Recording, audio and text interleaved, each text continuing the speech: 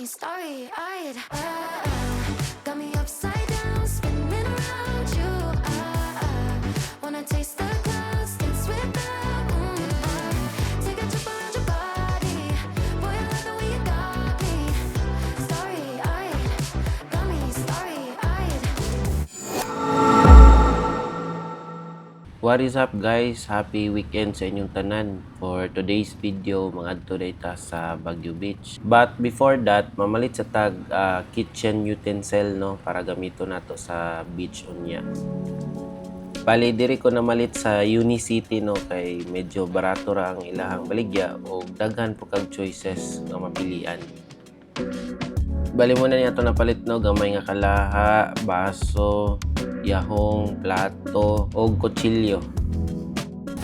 Muna ni, ito napalit no, natin ice box, cutting board. So, ito tayo box para sa sulanan sa ato ang kutsara, plato, no? So, pati baso. Ito ang knife para inig mga tutag dagat intact atong mga gamit dili kayo kalat pa. So sa to mato sa grog kay mopalit og drinks and karne para sa lutuon niya no, para lutuon niya. Bali ako napalit sa Robinson guys kay bacon slice nga pork, soft drinks, chichirya o mga lettuce.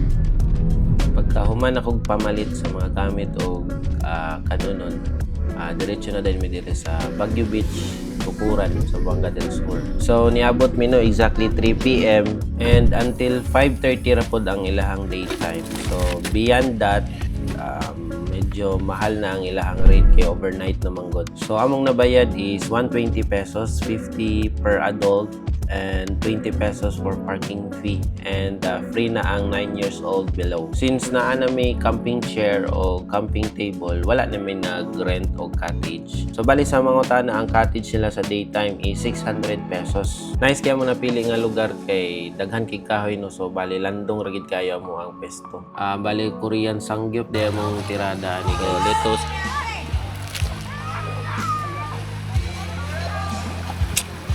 Tapos or okay, kita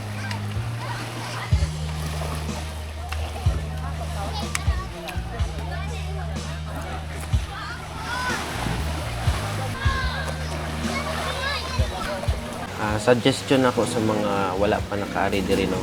So, i-search ninyo kung kano sa ang high tide or low tide anang adlaw, kung kano sa mo maanhi diri. Kaya ang pinaka best time manggod nga maka-appreciate ka sa beach nga guwapo is high tide or taob. Kaya nakasulay na manggod mi nga low tide ba. Grabe layo kayo ang dagat sa imong pisto bay. Dayon medyo kabatuan pud siya gamay.